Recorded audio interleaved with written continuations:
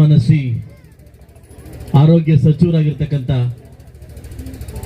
ಆರೋಗ್ಯ ಮತ್ತು ಕುಟುಂಬದ ಸಚಿವರಾಗಿರ್ತಕ್ಕಂಥ ಸನ್ಮಾನ್ಯ ದಿನೇಶ್ ಗುಂಡೂರಾವ್ ಸಾಹೇಬ್ರೆ, ವೇದಿಕೆ ಮೇಲೆ ಆಸೀನರಾಗಿರ್ತಕ್ಕಂಥ ನಮ್ಮ ಜಿಲ್ಲೆಯ ಜಿಲ್ಲಾಧಿಕಾರಿಗಳಾಗಿರ್ತಕ್ಕಂಥ ಅಕ್ರಮ್ ಪಾಷಾ ಅವರವರೇ, ಹಾಗೂ ನಮ್ಮ DHO ಆಗಿರ್ತಕ್ಕಂಥ ಶ್ರೀನಿವಾಸ್ ಅವರೇ, ಹಾಗೂ ವೇದಿಕೆ ಮೇಲೆ ಆಸೀನರಾಗಿರ್ತಕ್ಕಂಥ ನಮ್ಮ ತಾಲೂಕು ದಂಡಾಧಿಕಾರಿಗಳಾಗಿರ್ತಕ್ಕಂಥ ಮಾನ್ಯ ಶ್ರೀಮತಿ ಗೀತಾ ಮೇಡಮ್ ಅವರೇ, ಹಾಗೂ ಕೋಚ್ ಮೂಲ್ ಮಾಜಿ ನಿರ್ದೇಶಕರಾಗಿರ್ತಕ್ಕಂಥ ತಾಲೂಕು ಅಧ್ಯಕ್ಷ ಆಗಿರ್ತಕ್ಕಂಥ ಕಾಡೇಪಲ್ಲಿ ನಾಗರಾಜ್ ಸರ್ ಅವರೇ, ಹಾಗೂ ಬ್ಲಾಕ್ ಕಾಂಗ್ರೆಸ್ ಅಧ್ಯಕ್ಷ ಆಗಿರ್ತಕ್ಕಂಥ ತಿಲ್ಕಂಡಣ್ಣವರೇ, ವೇದಿಕೆ ಮೇಲೆ ಆಸೀನರಾಗಿರ್ತಕ್ಕಂಥ ಎಲ್ಲ ನನ್ನ ಅಧಿಕಾರಿ ವೃಂದದವರೇ, ಹಾಗೂ ಎಲ್ಲ ಮಾನ್ಯ ನಾಯಕರೇ, ವೇದಿಕೆ ಮುಂಭಾಗದಲ್ಲಿ ಆಸೀನರಾಗಿರ್ತಕ್ಕಂಥ ಎಲ್ಲ ನನ್ನ ತಾಯಿಂದರೇ, ಆಶಾ ಕಾರ್ಯಕರ್ತರೇ, ಹಾಗೂ ಮಾಧ್ಯಮ ಮಿತ್ರರೇ, ಇವತ್ತೊಂದು ದಿವಸ ವಿಶೇಷವಾದ ದಿನ ಅಂತ ಹೇಳ್ಬೋದು. ಲಾಸ್ಟ್ ಇದೇ 3 ತಿಂಗಳ ಹಿಂದೆ ನಿಮ್ಗೊಂದು ಮಾತು ಕೊಟ್ಟಿದ್ದೆ, ಇದೇ ಸ್ಥಳದಲ್ಲಿ ಮತ್ತೆ ನಮ್ಮ ಆರೋಗ್ಯ ಸಚಿವನ ಕರ್ಕೊಂಡ್ಬಂದು ಶಂಕುಸ್ಥಾಪನೆ ಮಾಡ್ತಕ್ಕಂಥ ಕಾರ್ಯಕ್ರಮವನ್ನ ನಾವು ಹಮ್ಮಿಕೊಂತೀವಿ ಅಂತ ಹೇಳಿದ್ವಿ. ಇವತ್ತು ಬಹುಶಃ 224 ತಾಲೂಕುಗಳಲ್ಲಿ ಬಹುಶಃ ನನ್ನ ತಾಲೂಕು ಅದೃಷ್ಟ ಮಾಡಿದೆ ಅಂತ ಹೇಳ್ಬೋದು. ಇವತ್ತು ನಂಗ್ಲಿದಲ್ಲಿ ವಿಶೇಷವಾಗಿ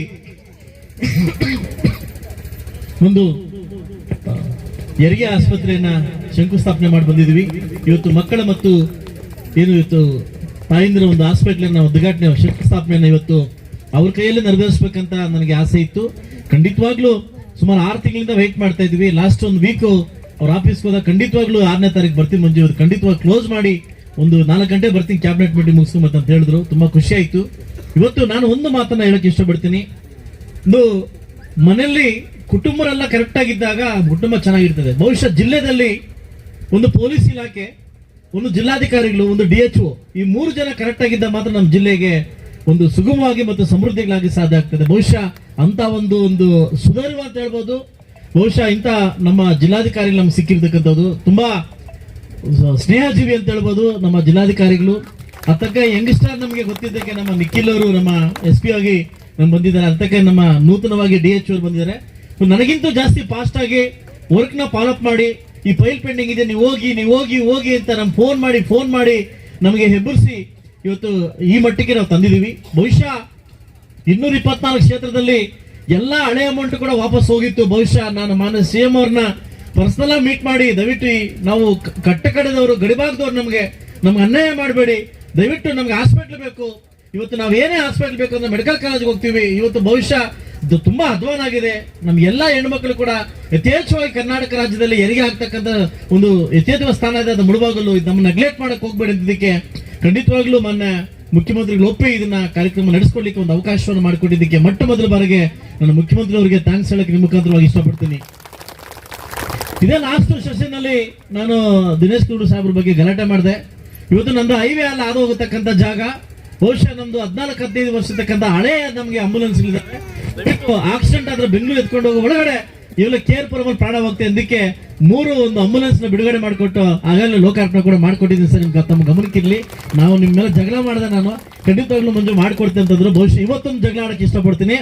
ಬಹುಶಃ ಲಾಸ್ಟ್ ಟೈಮ್ ಬಂದಾಗ ನೀವು ತಾಲೂಕು ಆಸ್ಪತ್ರೆಗೆ ಒಳಗೆ ಹೋಗಿ ನಾನು ಬಿಡ್ಲಿಲ್ಲ. ಯಾಕೆಂದ್ರೆ ಬಹುಶಃ ನೀವು ಒಬ್ಬ ಜೆಂಟ್ಲ್ಮನ್, ನಿಮ್ಮ ಒಂದು ಕಾರ್ಯವೈಖರಿ ಬಗ್ಗೆ ನನಗೆ ಗೊತ್ತಿದೆ. ಸೊ ಖಂಡಿತವಾಗ್ಲೂ ಇವತ್ತು KGF ಮತ್ತು ಬಂಗಾರಪೇಟೆ ಶ್ರೀನಿವಾಸಪುರ ಹಾಸ್ಪಿಟಲ್ ನೋಡಿದಾಗ ನಮ್ಮ ಹಾಸ್ಪಿಟಲ್ ತುಂಬಾ ಅಧ್ವಾನ ಆಗಿದೆ. ಇವತ್ತು ನಾನು ಕೈ ಮುಗಿದು ಕೇಳ್ತೀನಿ, ನಿಮ್ಮ ವೈಖರಿಯಲ್ಲಿ, ನಿಮ್ಮ ಒಂದು ಅವಧಿಯಲ್ಲಿ ನಾನು ತಾಲೂಕು ಹಾಸ್ಪಿಟಲ್ ಬೇಕೇ ಬೇಕು ಅಂತ ಇವತ್ತೊಂದು ಮನವಿಯನ್ನ ನಿಮ್ಮನ್ನ ಮುಂದೆ ಇಡ್ತಾ ಇದ್ದೀನಿ. ಇದು ಸ್ವಂತ ನನ್ನ ಮಗಳ ಮದುವೆಗೋ ನಾನು ನಿಮ್ಗೆ ಕೇಳ್ತಾ ಇಲ್ಲ, ಸಾರ್ವಜನಿಕ ಇದು ದೃಷ್ಟಿಯಿಂದ ನಾನು ಕೇಳ್ತಾ ಇದ್ದೀನಿ. ದಯವಿಟ್ಟು ನಾವು ಗಡಿ ಭಾಗದವರು ಈ ಕಡೆ 80-85 ಸ್ಕೂಲ್ ಮುಚ್ಚಲಿಕ್ಕೆ ಟ್ರೈ ಮಾಡ್ತಾ ಇದ್ದಾರೆ. ಯಾಕಂದ್ರೆ ಇವತ್ತು ಕನ್ನಡ ಶಾಲೆಗಳು ಮುಚ್ಚಲಿಕ್ಕೆ ಟ್ರೈ ಮಾಡ್ತಾ ಇದ್ದಾರೆ. ಯಾಕಂದ್ರೆ ನಾವು ಗಡಿ ಭಾಗದವರು ಈ ಕಡೆ ಹೋದ್ರೆ ಆಂಧ್ರ, ಈ ಕಡೆ ಹೋದ್ರೆ ತಮಿಳುನಾಡು, ಮಧ್ಯದಲ್ಲಿ ಹಾಕೊಂಡು ನಮ್ಮನ್ನು ಕುಮ್ತಾ ಇದ್ದಾರೆ ಸರ್. ದಯವಿಟ್ಟು ಇಂಥ ಒಂದು ತಾಲೂಕನ್ನ ಉಳಿಸ್ಕೊಂಡ್ರೆ ಮುಂದೊಂದು ದಿವಸ ಬಹುಶಃ ಭಾರತ ದೇಶದಲ್ಲಿ ಮೊದಲ ಕಿರಣ ಬೀಳಿದ್ರೆ ಅದು ಮುಳುಬಾಗಲು ಕಿರಣ ಬೀಳ್ತದೆ. ಇಲ್ಲಿಂದಾನೇ ಮೂಡಲಬಾಗಿಲು ಓಪನ್ ಆಗುತ್ತೆ. ಇದು ಒಂದು ಐತಿಹಾಸಿಕ ಇರ್ತಕ್ಕಂಥ ಸ್ಥಳ. ಇದು ನಮ್ಮಲ್ಲಿ ಗಂಗರು ಕದಂಬರು ಆಳಿರ್ತಕ್ಕಂಥ ವಿಜಯನಗರ ಸಾಮ್ರಾಜ್ಯವನ್ನು ಆಡ್ತಕ್ಕಂಥ ನಾಡು ನಮ್ದು. ದಯವಿಟ್ಟು ಇದನ್ನ ವಿಶೇಷವಾಗಿ ತಾಲೂಕನ್ನ ಪರಿಗಣಿಸಬೇಕು.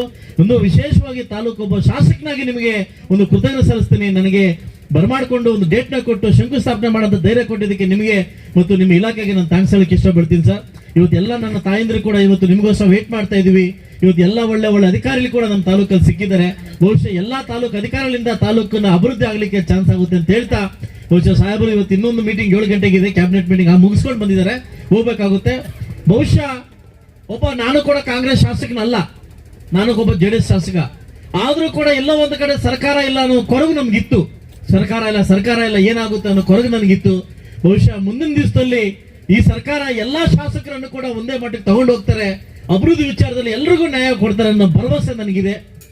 ನಂದೇ ಅಂತ ಒಂದು ಕನಸಿಟ್ಕೊಂಡು ಈ ತಾಲೂಕು ಬಂದಿದ್ದೀನಿ ಸರ್. ದಯವಿಟ್ಟು ಈ ಕನಸು ನನಸು ಮಾಡಬೇಕಾದ್ರೆ ಸಾಕಷ್ಟು ನನ್ನ ತಾಯಿಂದ್ರು ನನಗೆ ಆಯ್ಕೆ ಮಾಡಿದ್ದಾರೆ. ಬಹುಶಃ 5 ವರ್ಷಗಳಲ್ಲಿ ನಾನು ಕಂಡಿರ್ತಕ್ಕಂಥ ಕನಸನ್ನ ನನಸು ಮಾಡ್ಕೊಂಡು ಹೋಗ್ತೀನಿ ಅಂತ ಒಂದು ಇವತ್ತು ಮುಳಬಾಗಿಲು ಟೌನ್ ನಗರವನ್ನ ವಿಶೇಷವಾಗಿ 224 ವಿಶೇಷವಾಗಿ ಒಂದು ತಾಲೂಕನ್ನ ಮಾರ್ಪಡ್ಬೇಕಂತ ಈಗಾಗಲೇ ಅನುದಾನ ಆಗಿದೆ. ಅದನ್ನ ನಾವು ಸ್ಟಾರ್ಟ್ ಮಾಡ್ತಾ ಇದೀವಿ. ನಿಮ್ಮ ಒಂದು ಭರವಸೆ, ನಿಮ್ಮ ಆಶಸ್ ನಮ್ಗೆ ಇರ್ಲಿ ಅಂತ ಹೇಳ್ತಾ ಇವತ್ತು ನಾವು ಕೇಳೋದು ಒಂದೇ, ರೈತರಿಗೆ ತಾಲೂಕು ಆಫೀಸು, ನನ್ನ ತಾಯಂದಿರಿಗೆ ಹಾಸ್ಪಿಟ್ಲು, ನಮಗೆ ಪೊಲೀಸ್ ಸ್ಟೇಷನ್, ಈ 3 ಕಡೆಯಿಂದ ನಮಗೆ ಕರೆಕ್ಟ್ ಸರ್ವಿಸ್ ಸಿಕ್ಕಿದ್ರೆ ಬಹುಶಃ ತಾಲೂಕು ಅಭಿವೃದ್ಧಿ ಆಗುತ್ತೆ ಅಂತ ಹೇಳ್ತಾ ಈ ಗಡಿ ಭಾಗದ ಒಂದು ನಾಡನ್ನ DVG ಅವರು ಇಟ್ಟಿರ್ತಕ್ಕಂಥ ಈ ಒಂದು ನಾಡನ್ನ ದಯವಿಟ್ಟು ತಮ್ಮ ಮನದಲ್ಲಿ ಇಟ್ಕೊಳ್ಳಿ ಅಂತ ಹೇಳ್ತಾ ವಿಶೇಷವಾಗಿ ನನ್ನ ತಾಯಂದ್ರು ಜೋಳ ಚಪ್ಪಾಳೆ ಕೊಡೋ ಮುಖಾಂತರ ಸಾಹೇಬ್ರಿಗೆ ಥ್ಯಾಂಕ್ಸ್ ಹೇಳ್ಬೇಕಂತ ಹೇಳ್ತೀನಿ. ಹಾಗೂ ಎಲ್ಲ ನಮ್ಮ ತಾಲೂಕು ಅಧಿಕಾರಿಗಳಿಂದಲೂ ಕೂಡ ನಿಮ್ಗೆ ಥ್ಯಾಂಕ್ಸ್ ಹೇಳ್ತಾ ಈ ಕಾರ್ಯಕ್ರಮವನ್ನು ಆದಷ್ಟು ಬೇಗ ಈ ಒಂದು ಮತ್ತೆ 6 ತಿಂಗಳು 7 ತಿಂಗಳು ಆದ್ಮೇಲೆ ಹಾಸ್ಪಿಟಲ್ ಉದ್ಘಾಟನೆ ತಾವೇ ಬರ್ತೀರಂತ ಭರವಸೆ ನಾನು ಕೊಡ್ತಾ ಇದ್ದೀನಿ. ಅಷ್ಟು ಫಾಸ್ಟ್ ಆಗಿ ನಮ್ಮ ಕಾಂಟ್ರಾಕ್ಟ್ ಕೂಡ ರೆಡಿ ಇದ್ದಾರೆ ಅಂತ ಹೇಳ್ತಾ ಈ ಒಂದು ಲೇಟ್ ಆಗಿದ್ದಕ್ಕೆ ಆಗ ಸಮಯ ತುಂಬಾ ಕಡಿಮೆ ಇದೆ. ಸೊ ಮುಂದಿನ ಭಾಷಣವನ್ನ ನಮ್ಮ ಸಚಿವರು ಮಾಡ್ತಾರೆ ಅಂತ ಹೇಳ್ತಾ ಅವಕಾಶ ಕೊಟ್ಟು ತಮ್ಮೆಲ್ಲರಿಗೂ ಒಂದು ಸಲ ನಾನು ಮಾತು ಮುಗಿಸಿದ್ರೆ ಎಲ್ರಿಗೂ ಒಳ್ಳೆಯದಾಗಿ.